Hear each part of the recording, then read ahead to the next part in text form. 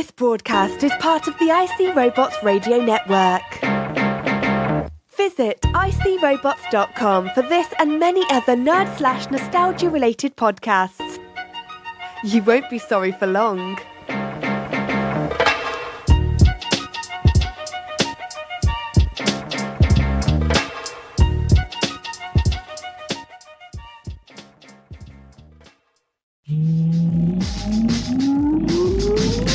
Countdown for blast off. X-5, 4, 3, 2, X-1, fire. I don't wanna grow up, don't wanna grow up. I don't wanna grow up, don't wanna grow up. I don't wanna grow up.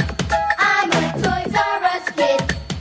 There's a million toys at Toys R Us that I can play with. Welcome to the Toys R Us Report, recorded live on Jupiter's third largest moon, Callisto. His style is deadly psychopath schizophrenic. He'll make a rapper choke like a carburetor, freeze up and panic. He's your host, IC Robots.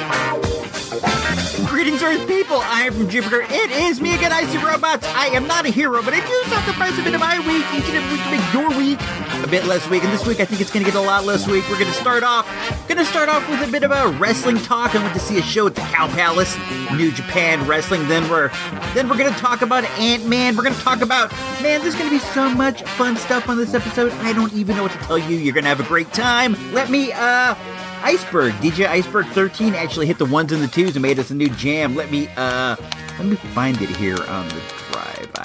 I apologize for not having this queued up. All right, here we go. Hold it now. Hit it.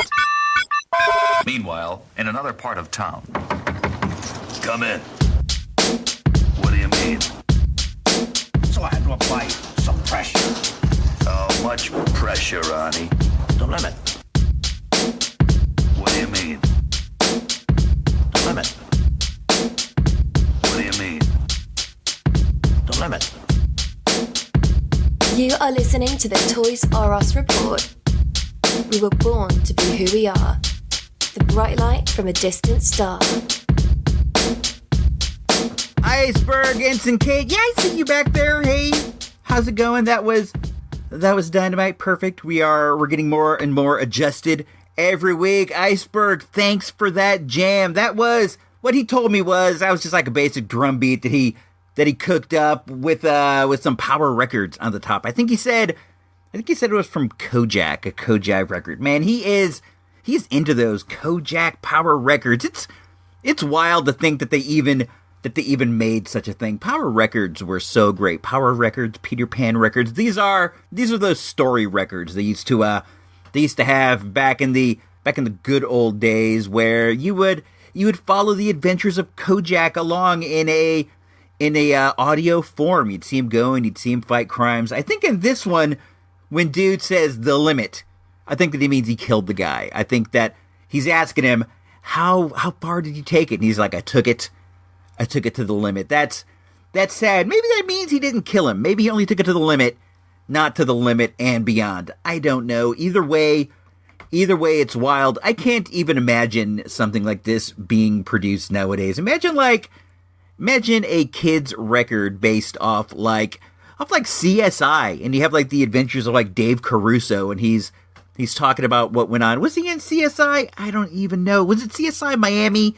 I've only ever seen a little bit of CSI in any form. I've seen the smudge, not a lot. I don't know the characters or anything. I get it mixed up with NCIS. They seem like they should be the same thing, and I wonder to what degree they are the same thing. We went to a wrestling show this week at the historic Cow Palace, and I'm gonna talk about that in a bit. It was an experience, man, a once in a lifetime experience for somebody like me. It's been once in a lifetime as so far, and I don't know if I'll ever do it again. So hey, man, what are you gonna say? Call it a once in a lifetime. But before we get into that, I was digging around in the garage the other day. I was looking for, this was during the period of the flea market, and I was looking for something underneath this shelf, and I found an ice cream maker, and then I started thinking, like, where did this come from? It was like, hand churn one. It's not like super fancy, but it is pretty neat. And I pulled it out and I looked at it, and the price tag on it said $19.91. And I started thinking, where did this come from? Where did this come from? It was still sealed in the box, and I could not think of a time where I owned this. But we're fixing to enter the hot summer months, as you know, and as you also know, I'm on a bit of a sugar embargo, as it were. I'm trying to stay away from sugar. I'm doing my best. At one point I had it perfect, but now I slip from time to time. But I'm looking at this ice cream maker, and I'm like, we could use this to make like ice cream with like Splenda in it and stuff, because I love ice cream. I love it so much, but I gotta stay away from it. So I'm thinking this could be pretty dope. So I brought it in the house, and I opened it up, and I'm like, this is so wild. This thing is so 90s. It was like teal blue, aqua blue with pink accents. I'm thinking this thing is straight 90s. This is so terrific. And how it works is it has like a metal bowl on the inside, and inside the walls of the bowl there's some kind of a freezing agent, and you put it in the freezer, and like an ice pack or whatever, it gets super cold. Then you bring it out, and you make your ice cream fixings. They recommend you use like heavy whipping cream and then some milk and sugar, which I replaced with Splenda, and then you can throw in like whatever you want. The 2.0, her favorite flavor is vanilla, so we got some vanilla extract. We squirted it up in there, and then you put it in the thing. You close the lid, and the lid has like a little turny device on the inside that you hand crank. You turn it 2 cranks every 5 minutes, and as the stuff sits in there, it hardens, but it also like it sticks to the side of the bowl, and as you turn the thing, it scrapes off the frozen milk, the frozen cream, and then as it churns, it becomes ice cream. This was like magic to me. We did this, and we twisted it, and then half an hour later, we had ice cream. We put it in the freezer to let it harden a bit. I don't go for like the soft serve, and this kind of had the consistency of like a soft serve ice cream. I like soft serve. If we go to McDonald's and we're inclined for dessert, I love one of those cones. They are great, but I don't want soft serve in the house. Inside the house, I want like the harder style of ice cream. So we put it in the freezer, and we brought it out, and we ate it while we watched Parks and Rec. We're going through Parks and Rec all over again because the 2.0 hasn't seen it. I introduced it to her, and she's into it. She's into it to the max. So we're going through that, and it was nice.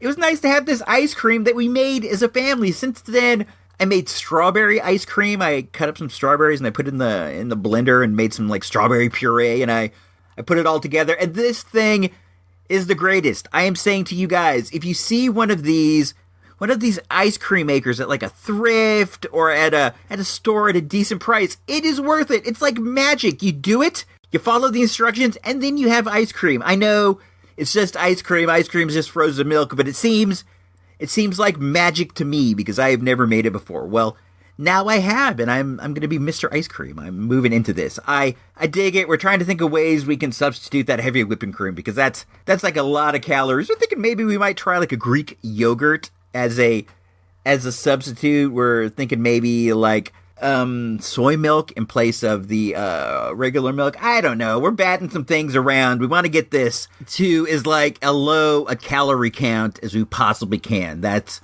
the goal. If you have any ideas, hit me up at IC Robots on Twitter or on Facebook. That is facebook.com/IC Robots, ISEEROBOTS. Go give us a like on Facebook. That's where the you can communicate with me the easiest. If you want to, I get it. It's cool, man. But if you don't, it's also cool. Let's see.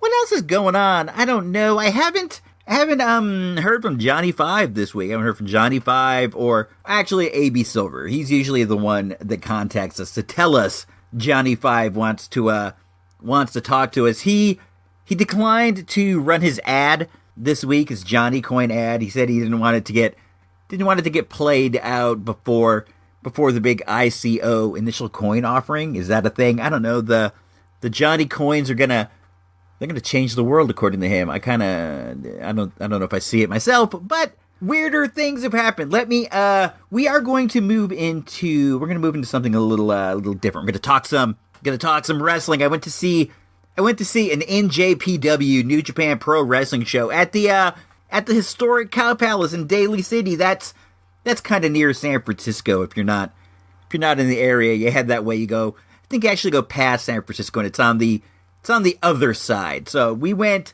there to check out this wrestling show. Let me hit the MSGVP,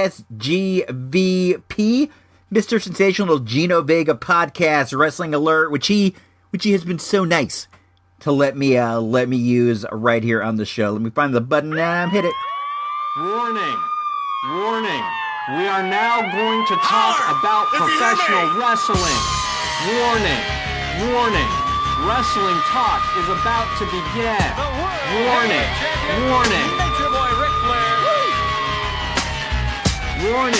We are about to enter a zone that may be difficult for the humorless and unimaginative. Please skip ahead 5 minutes if this applies to you. You have been warned. Warning. Wrestling talk is about to begin. They like jet airplanes. They like long limousines. They like fine clothes. They like lovely ladies. And in Studio 54 a week ago, I tore them all down.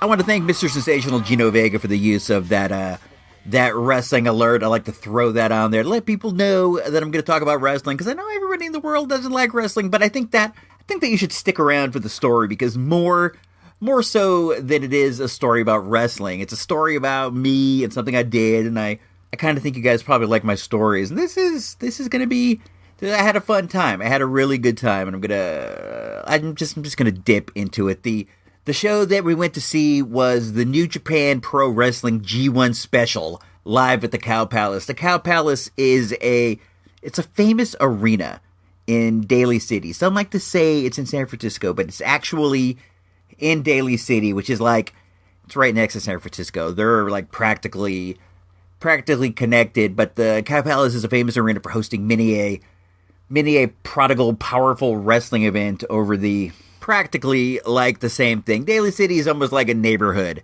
of San Francisco. It's an interesting town. When you go to the Cow Palace, it's in a residential neighborhood practically. It's surrounded by homes, and to get there, you kind of have to go down these small residential side streets, and the whole place, it looks like San Francisco, but on a smaller scale. There's hills, but they're not as big as the hills in San Francisco. And the houses are very, very similar architecturally to the San Francisco row houses, but they're on a smaller scale. I love the Cow Palace. I have a lot of good memories of going there. I think I've gone and seen wrestling there 4, maybe 5, 6 possibly times. I've seen WCW. I've seen the WWF. I've seen Ring of Honor, and I think that's it. Well, now I've seen New Japan Pro Wrestling. I enjoy the Cow Palace. It has a really great old school vibe to it. It's gray and made of concrete, and it has the words Cow Palace emblazoned with this just completely retro font. I love this building. Go right now and just Google the Cow Palace to see this facade. It screams out old, and I love it. I think it's great. Inside, it's maybe 13,000, I think, is the occupancy, and the place is, you can feel the vibes of all the wrestling shows, and all the boxing matches, and all the rodeos, and all the things that have happened here. The Beatles have played here, the Rolling Stones have played here, Hulk Hogan has dropped the leg on Mr. Perfect here. So many great things have happened at the Cow Palace, and when you go in, you definitely feel that. You feel that history. You feel that atmosphere. It's one of my favorite places to see something. It's not so big that even if you're in the last row, you don't have a bad view. The place slopes up drastically, so even the last row is almost like overhanging the ring. It's great. I love it there.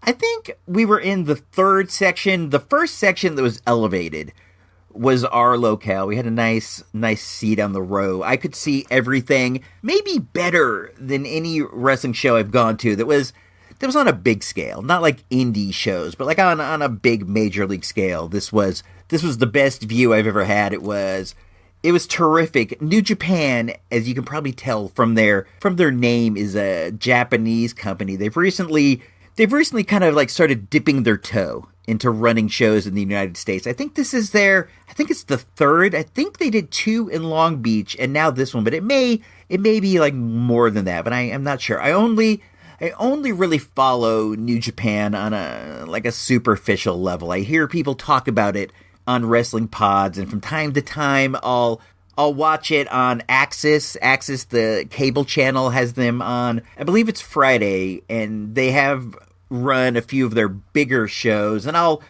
watch that. But my knowledge of what's going on is really only on a superficial level. I don't know like the in-depth storylines. I really only know the top guys, the big stars like Kazuchika Okada or Kenny Omega or the Young Bucks or Hiromu or the guys who are really spectacular. Zack Sabre, Will Ospreay. I hope that you know at least a few of these names from some kind of passing internet thing.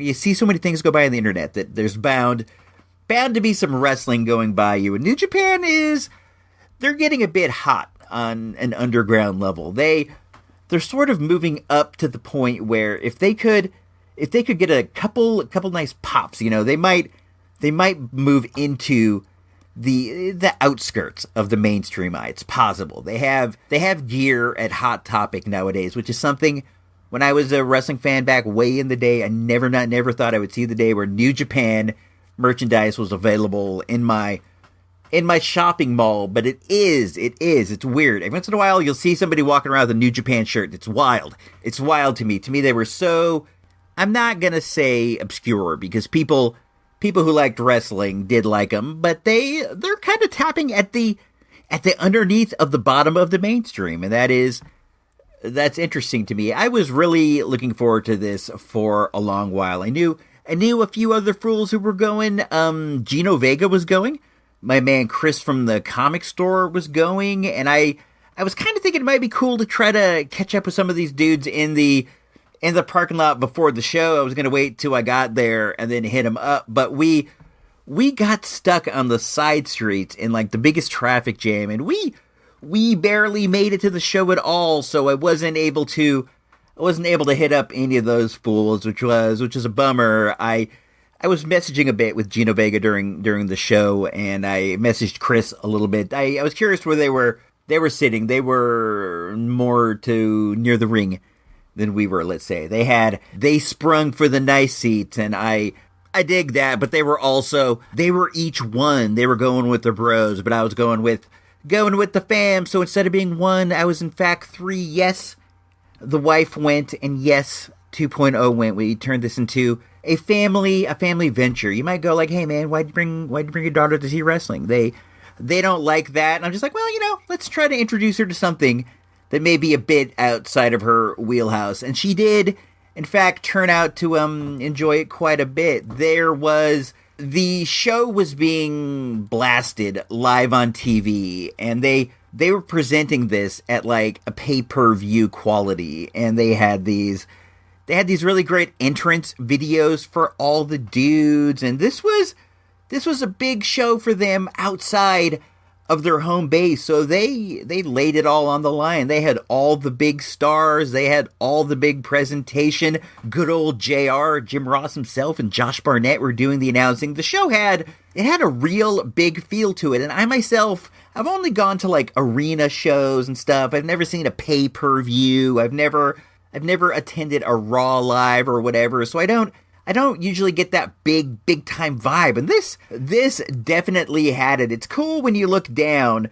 and there are like cameramen everywhere. It really makes you feel like you're in the place to be, and that adds to the excitement. And she had a good time, dude. She had a nice time. She told me, what did she tell me? She told me that she wished there would have been more of the Eastern wrestlers on the show, that she felt like they may have been presenting the Western dudes because they figure us as Westerners, that's what we want to see. But she felt like I would have rather have seen a more authentic show. Like if they just picked the show up from the Tokyo Dome, brought it over here, and dropped it right into the Cow Palace. And I'm like, I definitely dig that. She liked the excitement in the air. The crowd was definitely up, and she liked that. She didn't know the wrestling fans get so hyped, and I'm like, oh, they get the hypedness. Let's what were some of the details about the show that I might want to share? Let me think about that for a second. I don't want to overwhelm you guys with like names of wrestlers and wrestling match results. You don't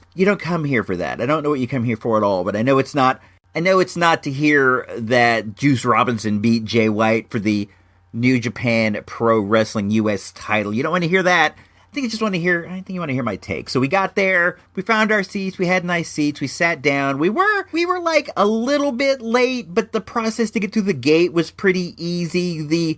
The merch lines were long, so I didn't want to deal with that. I wanted to get right to the seats. I don't often buy merch. I don't know. I don't need more junk in my house. I might occasionally get something if it's like super dope, but I don't know.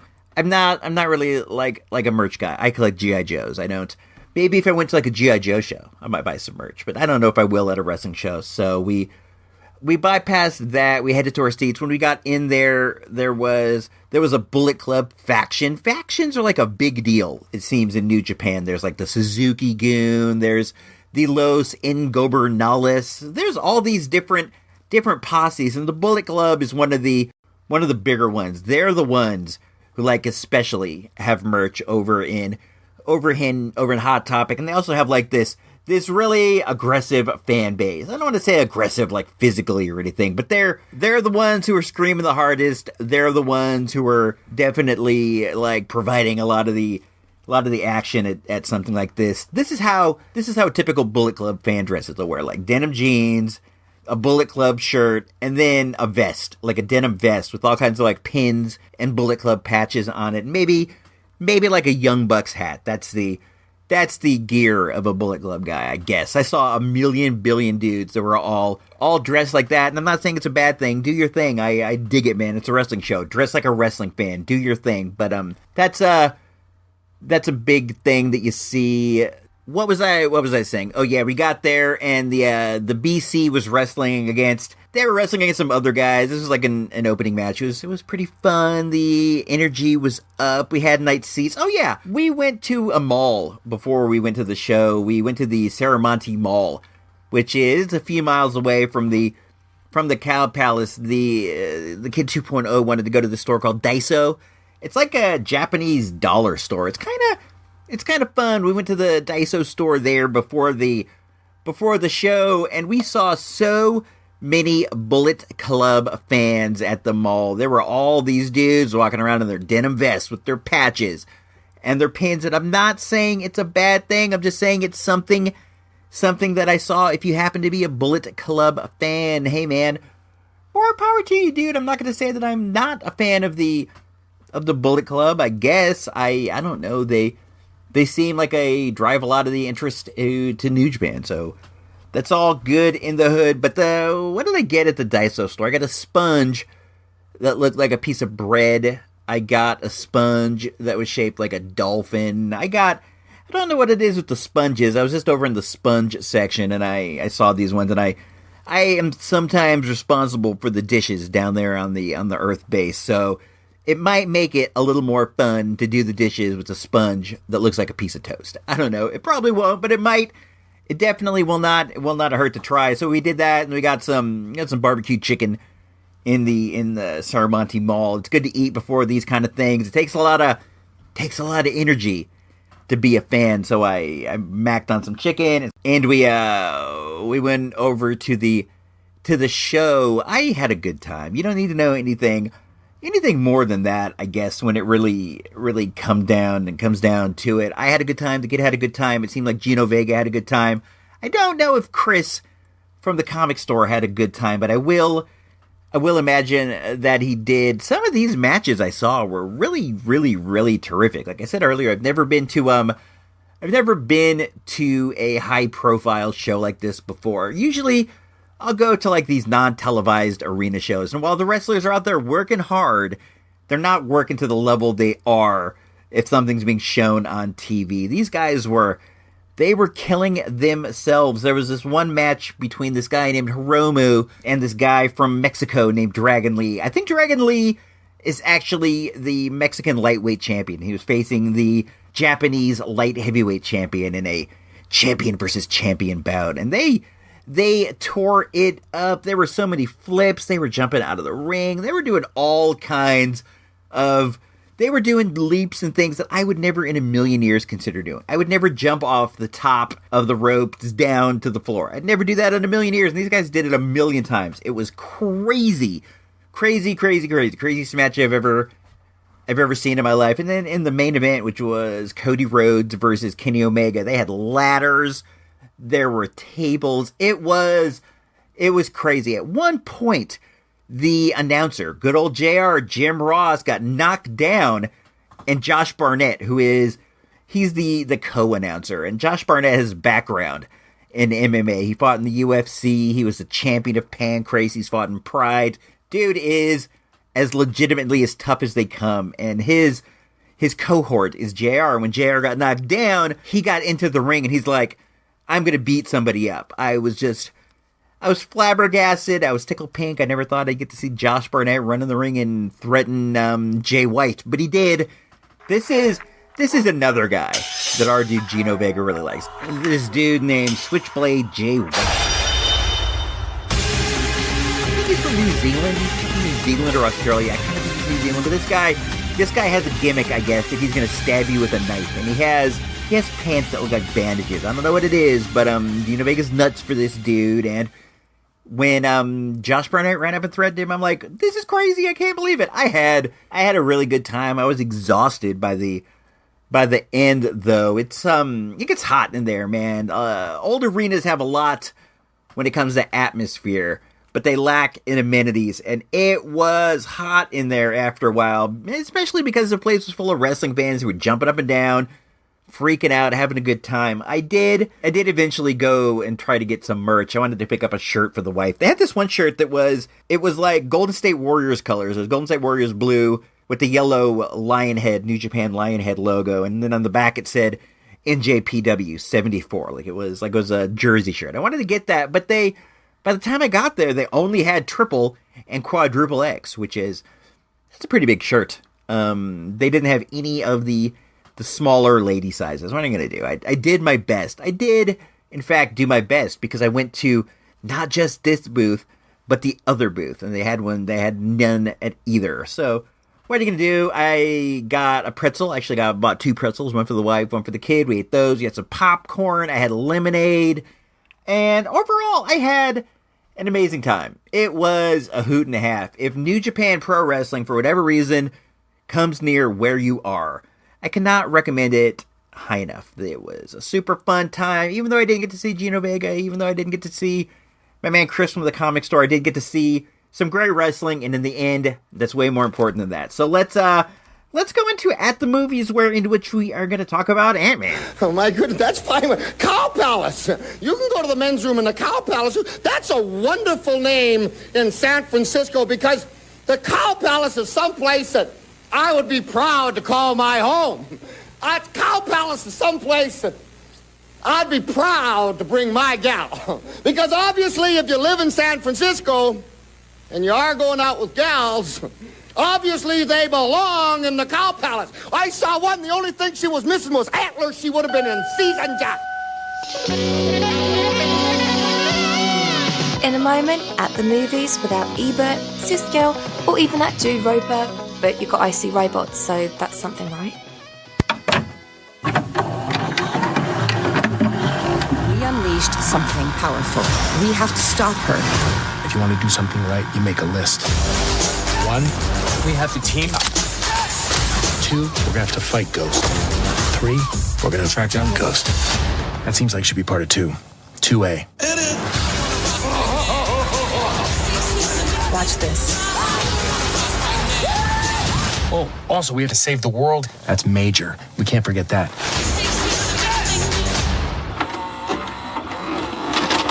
All right, my dudes and dudettes. All right, my pals and gals. We are back for the We're back for the next segment of the show. We're going to talk about the latest movie in the Marvel Cinematic Universe, a movie that goes by the name of Ant-Man and the Wasp. Ant-Man and the Wasp stars, it's kind of hard to say, Ant-Man and the Wasp. Ant-Man and the Wasp stars Evangeline Lilly, who you might know her as Kate from Lost, and also Paul Rudd, who you might know from Ant-Man. He was the dude who was Ant-Man in the first movie. You also got Michael Douglas returning. You got Michelle Pfeiffer. You got Michael Pena. It's pretty cool. I had a good time with this. This one seems to be taking place around the same time as Infinity Wars. Maybe like a little bit before, but in that same neighborhood. It's not like a prequel, and it's not like what happens after the events of Infinity War. It leads into it, and toward the end, you get the feeling something might be going on if you stick around and watch the extra scene. I don't want to ruin anything. It's fun. You definitely want to check it out. The extra scene. I mean, sometimes I leave. If the movie's super long, I'll take off and I don't watch the post-credit scene. I'll just they seem to go up on YouTube almost instantaneously. So if I don't feel like staying around, I'll do that. But this movie was like a joyful, fun little thing. So I said, let's do it. And sometimes it feels like the post-credit scenes are deep into the credits. This one came pretty quick before I could change my mind. That's happened too. I'll be sitting there waiting for the post-credit scene, and then I'm trying to grab my notes. If you hear me rustling around a bit, I'll try to wait for the post-credit scene, but in the time it takes to get there, I'll just go, I'm just gonna go. That has happened. This has happened a few times in the past. We went to see this on Monday afternoon.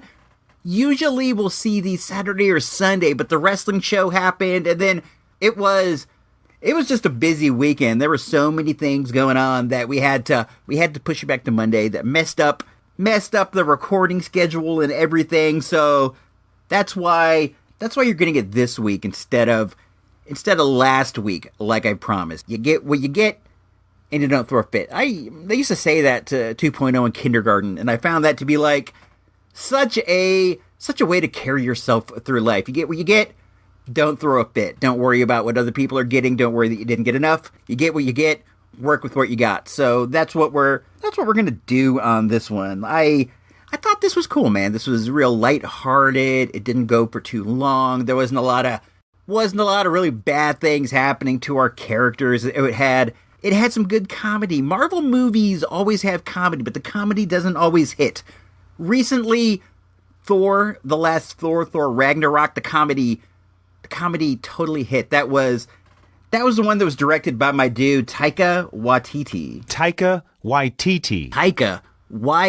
I want to get that right. I like to try to get people's names right. It seems like the respectable thing to do. The comedy in this hit really well. There's a lot of super duper funny scenes. It wasn't as good as Thor Ragnarok in the comedy department, but it definitely held its own. I got some good giggles out of this. Let's see, what was the basic plot in the first movie? You find out that the original Wasp, Janet Van Dyne, who is played by Michelle Pfeiffer, has been lost.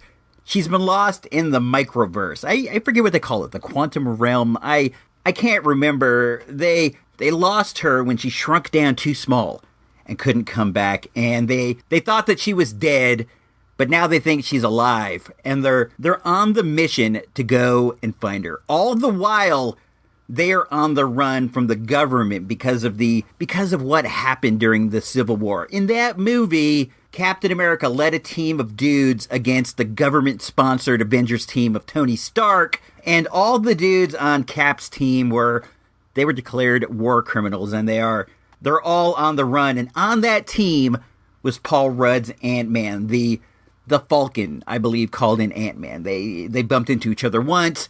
Cap asked if he knew any dudes, and he's like, yeah, I know a dude, and there you have it, Ant-Man's on the team. But everything went bad. They broke Sokovia Accords, and now they now they're living life as war criminals on the run. And this is kind of something that I kind of had a quibble with. It's not even worth a quibble. In a world where people can shrink down smaller than atoms, why quibble with anything?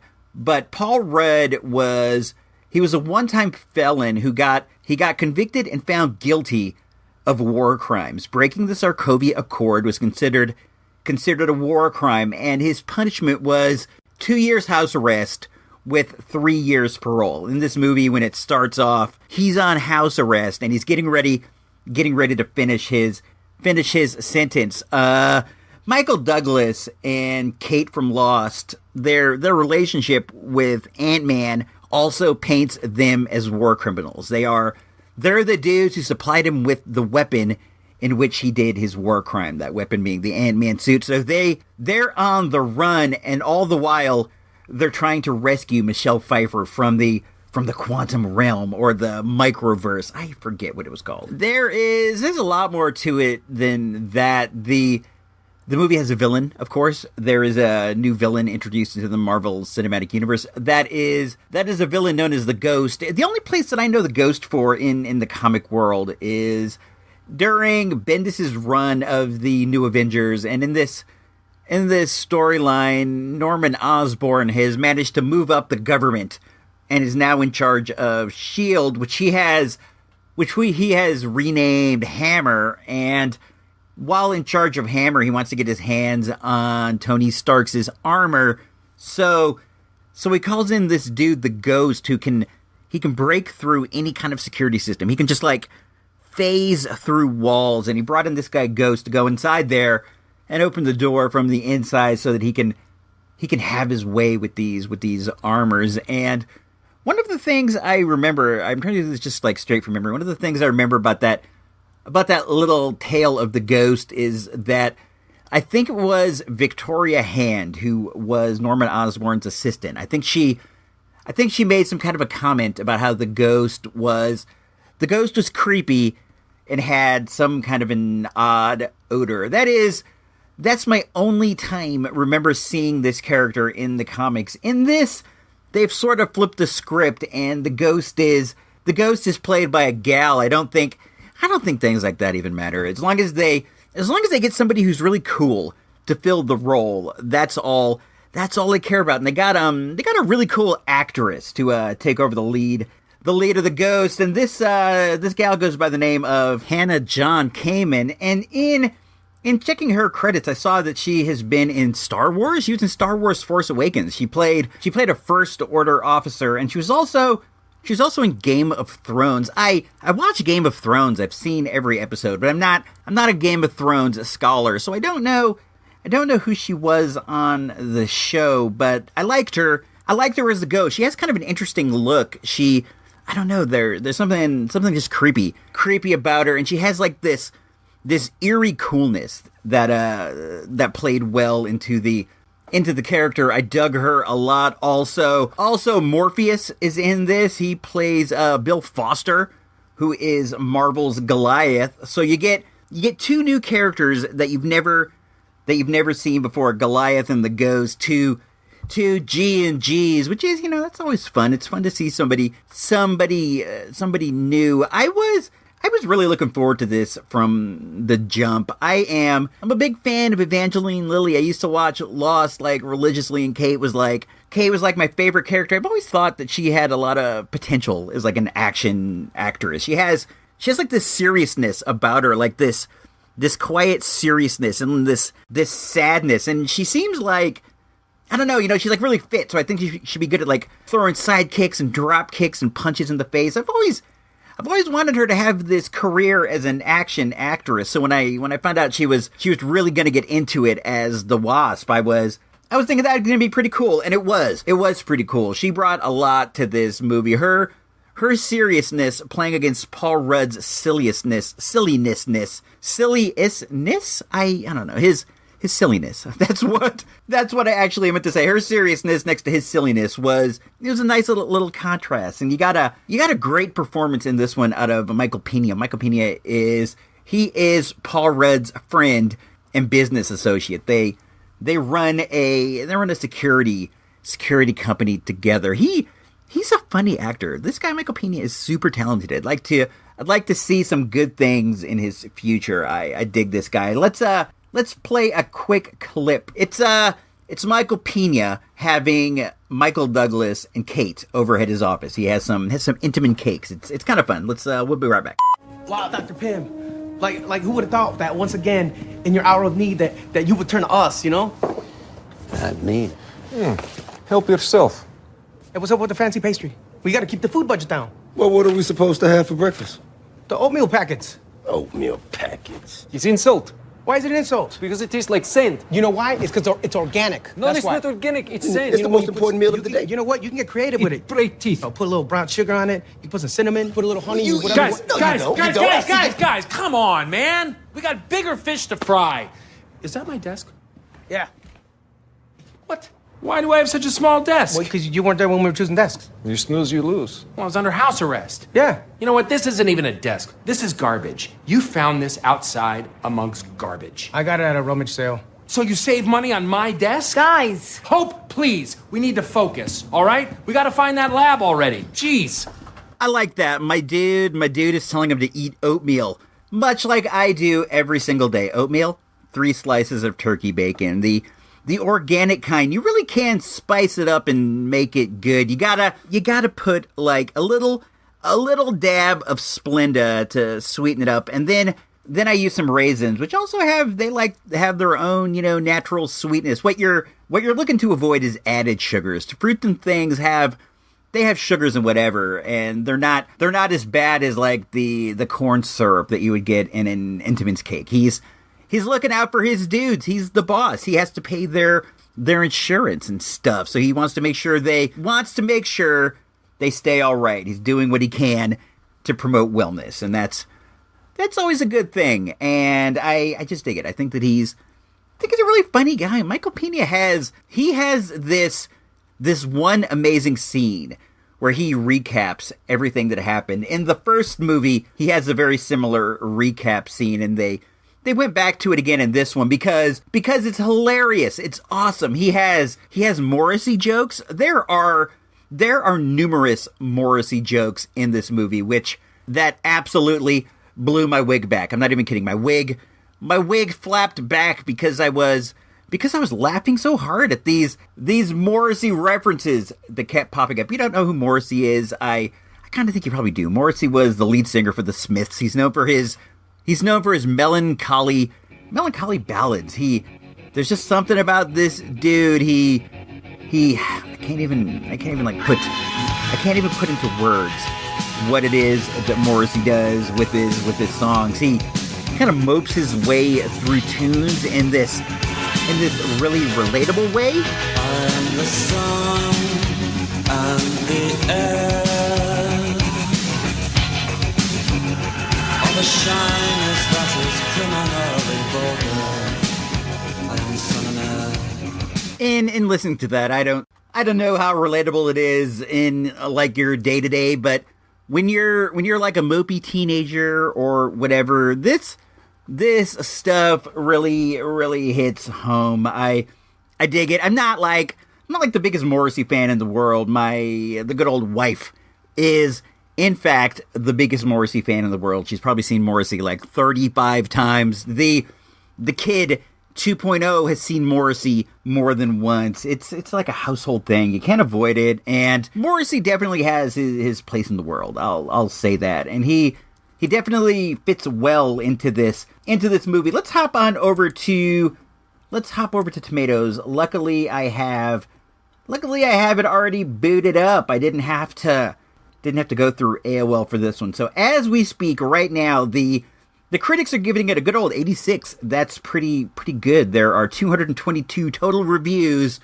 191 are fresh. The peeps have it at 79%, which is still pretty high. They give it a 3.9 out of 5 on average. The movie runs for 118 minutes. It was directed by Peyton Reed, who you may know from Bring It On, and Down with Love, the Renee Zellweger and Ewan McGregor movie. I dug this. I thought it was a lot of fun. It stars Paul Rudd, Michael Pena, Judy Greer, Bobby Cannavale is in this. He is Paul Rudd's daughter's new stepdad, and I think Bobby Cannavale is one of the best actors working right now. He was just in Mr. Robot. He was in Vinyl on HBO. He is in the upcoming Big Lebowski spinoff about Jesus. He is the co-star of that. This guy is such a terrific actor. I want to see him in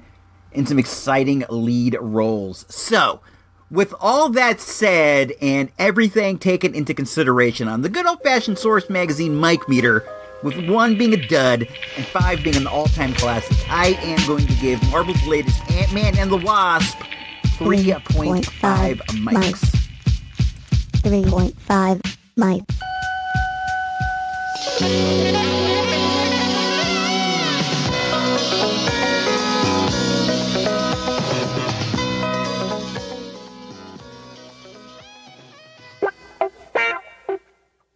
Please drop by supportthereport.com and consider becoming a show patron for as low as a measly $1 a month.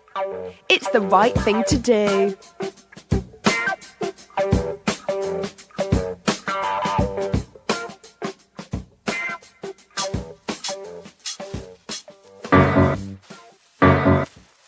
You made it this far, it's time. The final segment. The IC Robots Radio pop culture / toy news / other boring stuff informational moment.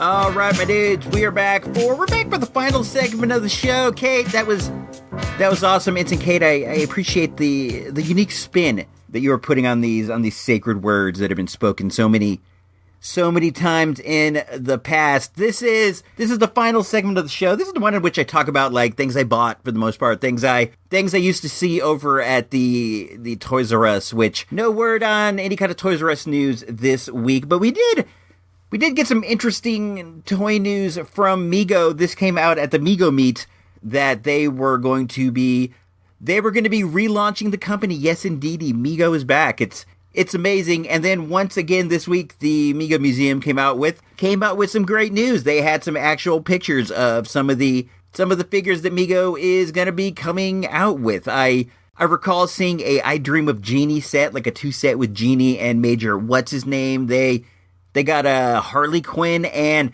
after what, like 40 plus years of waiting, they're coming out with the Mr. Sulu from Star Trek that we've all waited so long to see. When they launched the Mego Star Trek line back in the olden days, they gave you all the bridge officers that you would want, but for whatever reason, there was no Sulu. It was promised in the future, sadly never delivered. Well, I guess they finally did deliver on that promise they made so many years ago, because we are going to be getting a Sulu. These are only going to be available at Target, which is, I guess that's going to be the way things are now, whereas something may have been a Toys R Us exclusive at one time, it may now be a Target exclusive. That's fine. I'm into this. I am for sure going to get that Sulu. I have the bridge with all the bridge characters, the Mego Star Trek bridge. I got Kirk, I got Spock, I got Scotty, I got Uhura. I got them all. I got Dr. McCoy, I got a Klingon, I got the other alien. I got these all in a one-time purchase at the flea market many years ago. This is to me one of my best flea market purchases ever. It's in the Earth base in a place of honor. It's up on a shelf. It's beautiful. I love it. I don't get too deep into Megos, but if I do see a Mego thing at the flea market, I'll get up on it. I only really have the Star Treks. I have a couple apes. I think I have 3 apes and the Star Trek ones. I don't have any superheroes. I have a Captain America body around here somewhere, and I have a set of Spider-Man clothes that I got at the flea market, but I don't get too deep into it. You know, if I find them, I'll buy them if they're cheap. One time this is the one that got away. This was this year. I was at the flea market, the Mojo Sales flea market, and this one guy who, he has pretty good stuff, and every once in a while he'll put out like a toy thing. For the most part, it's like knickknacks and stuff, but he does get some toys, and every once in a while he'll pull out like pull out like a gem. He had a complete Fonzie, an Arthur Fonzarelli from Happy Days. You know, the guy who's at A, the guy who hit the jukebox. That cool cat played by Henry Winkler. He had this complete. He only wanted $20. I asked for it. He's like, oh, that'll be $20, which is a pretty reasonable price. I'm thinking these are going to go for more than $30 on the online, and it had the shoes, the pants, the shirt, the jacket, everything all in one. So you got the convenience fee of having it be complete. And I said, I'll think about it. And then I walked away, and some guy right behind me bought it, and I've regretted it ever since. I have a couple Happy Days drinking glasses. I have the Fonz, and I got Potsy, and they're over on my shelf. And this Fonzie would have been perfect in there. I wasn't like a Happy Days nut or anything, but I used to watch it on KVHK TV 44 when they play a couple in a row. The way we see it, for laughs, you have two choices: Happy Days or... What's the second choice? Don't ask. You know, Fonz, I kind of like that first choice, the communication one. And we can live with that. You show good taste. Happy Days, tonight at 6:30 on TV 44. I've seen every episode. I like the early days. I do like it too when they have the restaurant and stuff. That's, it's fine. But I like the early days where, it's just like mainly in the house. Fonzie's next door. He's wearing his motorcycle jacket in bed. That kind of stuff. What else? What else is going on? Oh, my dude, Engineer Nerd, reached out to me the other day. He let me know that he thinks there is going to be a single-packed solo coming out soon, which is great. I'm looking forward to that. I hope I see one on my Target shelf sometime soon. He also let me know that there might be a way to get some of these G.I. Joes that I have with broken screws. There may be a way to get them out. He's like, get a really small screw gimmick and like drill it in there, like a drill gimmick, and like drill it right into the screw, and it should burst into a billion pieces. He's had it a little better than that, but that's basically the idea. I have a Dremel. I'm gonna see if I can get like a small enough bit over at the Ace, and then I'm gonna give it a shot. What could happen? What's the worst that can happen? It's already not in working order. I guess it could burst the figure, but I don't see that happening. Engineer Nerd was on the last episode of Action Figure Blues too, by the way. If you are so inclined to listen to AFB, which I myself am, he appeared on the last episode. I'm trying to find out the number right now, and here it is. Action Figure Blues on the Tweeps. He appears on episode number, I can't tell which one it is. I think it's 323. I think yeah, that's what he said. He said it was 323, actionfigureblues.com. You can hear Engineer Nerd. It's super fun. What else is going on? Oh yeah, my dude Rob from Radio Free Cybertron reached out. I hope you recall last week I inquired to him on the show about a transformer that I saw on the Toys That Made Us. It was a VHS tape, and he has done like 1,000 episodes of Radio Free Cybertron, and he is an expert in the field, bar none. He was nice enough to get back to me. Let's see what he said. I want to get this right. I'm going to read it word per word. He knew all about this, and he got back to me quickly with some data. It was pretty awesome, the details of this. So what we saw on the show was a transformer that was a VHS tape, and I asked dude, hey man, what the flip was that? And he's like, oh, let me tell you what it was. It is a Microman micro change toy that never made it to production. So the dude who has it has essentially the only one. And what it was going to lead to was a VCR version of Soundwave. Soundwave is like the Walkman, the one that had the little cassettes inside, that one like would turn into a panther and all this cool stuff. They were going to make another one like it, but it was going to be a VCR, and the tapes turned into deadly robots. I'll tell you right now, man, that would be the greatest Transformer of all time. I implore you, Takara Tomy, I implore you, Hasbro, go to work on this. I need to see myself owning one of these. I want to give a big shout out to Rob. Thanks for getting back to me. That's Radio Free Cybertron, the only Transformer podcast you would ever need to listen to, because It's got it all. It's the best Transformer podcast on the face of Unicron. Is that the name of the transforming planet? My Transformer knowledge is quite poor. I know a bit about G1 with like Bumblebee and Optimus Prime and Starscream and Megatron and all those nerds, but it kind of fizzled off after that. I focused hard on G.I. Joe, and that's why I am where I am in the G.I. Joe game. Somewhere near the bottom. Let's see. What else is popping off? I got a few more G.I. Joe pieces on order. I ordered Barbecue. Barbecue is the G.I. Joe fireman. He comes from a long line of Boston firemen. He's a figure that I remember having back in the olden times.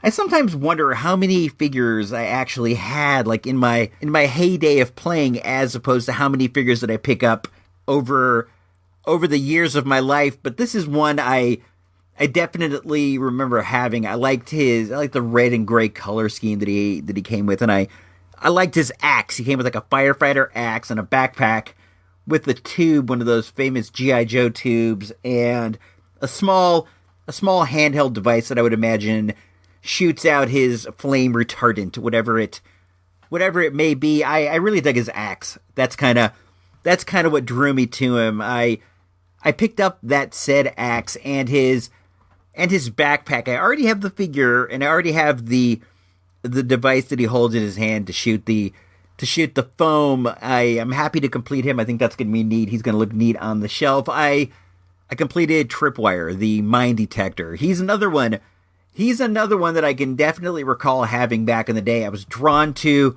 the 2 mines. He comes with a backpack that contains 2 mines. I don't know if these are supposed to be like landmines that he found, or landmines that he's going to place out there, but he came with 2 with him, and I have those, and I had to order the backpack because I already had the figure, and I already had his metal detecting device. I was into this guy. It's weird to think the actual Joes you bought as opposed to the Joes that are remembered very well. I think I've told you before, I found Snake Eyes at the bottom of Spring Lake. He wasn't one that I bought, and he's like the most popular dude. My brother had Storm Shadow, as I recall, the G1, the first of the Storm Shadows. That's a beautiful figure, but it hasn't aged well. Not in the sense that it doesn't hold up. It hasn't aged well in the sense that the white ninja suit yellows something awful. The same things happened to Snow Job, the first G.I. Joe snow guy. That's another awesome figure. He comes with a backpack that has 2 skis that come off and attach to his feet, along with 2 ski poles and a rifle. I know I had him too. He was one of my faves. I was really drawn to those skis. I think I'm running low on old series G.I. Joes that I can get the parts for. I have Mutt, the G.I. Joe dog handler, but his pieces are fairly expensive. He has a face mask, he has a dog, he has a gun and a billy club, and all these pieces add up to the point where you might as well just buy a completed version of the figure. I actually have 2 of Mutt. I don't know how that came to be, but I have 2 of Mutt with none of Mutt's accessories. I recently completed Tripwire. I completed Barbecue. Who else do I have? We're lucky right now. I have the case with me up here on the moon base because I was messing around with these screws. Let's open this up. And this is the G.I. Joe collector case, the one with Duke Abernathy on the front charging forward. I have the flamethrower dude. I have Mainframe. I have Mainframe on the card, but I don't have Mainframe completed. He only needs a few pieces. I might get that. I also have this guy that I like, the SWAT guy. He's pretty cool. He has like blue camouflage. I like blue camouflage. I got Alpine in here. I have Crystal Ball, but I already have a completed him. The rest of the ones that are in this case are they're all kind of late series guys. Various dumb Vipers of various dumb sorts. And I'm not really all that interested in. I think this one is actually Snake Eyes, a blue and black Snake Eyes. Maybe I should complete him. I don't know who this one is either. He's a Viper of some sort. I'm not sure. I also got Chun-Li from Street Fighter in the case. I'm running low. I hope to find some more loose Joes around. It's kind of fun to get the pieces back. I don't know. It makes you feel like you've accomplished something, even though you haven't really accomplished all that much. I gotta get a G1 Destro. That's one that I don't have. I've noticed in my collection, I'm really heavy on the Joes and light on the Cobras. I got a few of the Dreadnoks. I don't have the blonde-haired one with the chainsaw, but I have the other two. I ordered the parts for the flamethrower Dreadnok, and those should be here any day now and there. Oh, that'll complete him. Then I gotta get Buzzer. Is that his name? The chainsaw one? I gotta get that guy. He's like the leader of the group. I got all of them. I have Zartan. I have Xandar. I have Zorana, Zartan's sister, on the card, but I don't have her loose. I gotta get on that. That's not necessarily a pricey figure, so I don't know, man. I'm getting into some minutia of a boring, dumb existence of mine. My weird G.I. Joe obsession. I was actually out in the backyard last time I was on the Earth base taking pictures of some of my Joes. I got a pretty good picture of Spirit. Now that he's all complete, he looks cool. Roadblock wasn't as photogenic as Spirit. I don't know. I think he looks silly. The action figure, he wears a helmet. In the TV show, he never wore a helmet. I don't know. It's cool, I guess, to have it, but it doesn't look cool on him. So what are you going to do, though? It's always nice to have an extra accessory. So I think I'm going to get out of here. If you are so inclined, look up IC Robots Radio on iTunes and leave us a review. If you do that, I will definitely read it on the air, and I'll give you a big thanks. Go over to Classic Wrestling Matches and Mags on Facebook. Give them a big thumbs up. Give them a like. Tell them IC Robots sent you. This is for me, IC Robots, Iceberg, Engineer Emily, AB Silver, J5.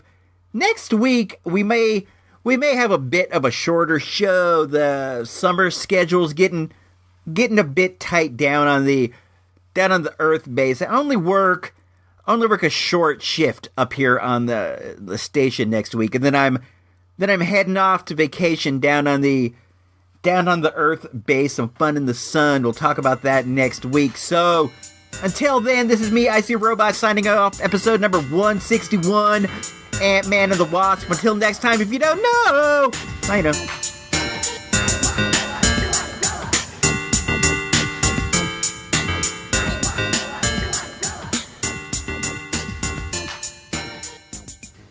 ELE.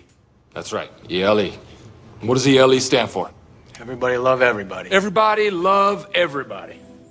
Right there up on the wall. This has been IC Robots Radio production. IC Robots Radio is a listener-supported endeavor. If you like what we do and we make your day a little easier, please consider tossing a few bucks our way to help keep the life support running. All money collected goes to help us prepare for future space pirate attacks. Go on over to supportthereport.com for all the details. Thanks and have a great week. KBHK TV 44, San Francisco, Oakland, San Jose, Bay Area Cable 12.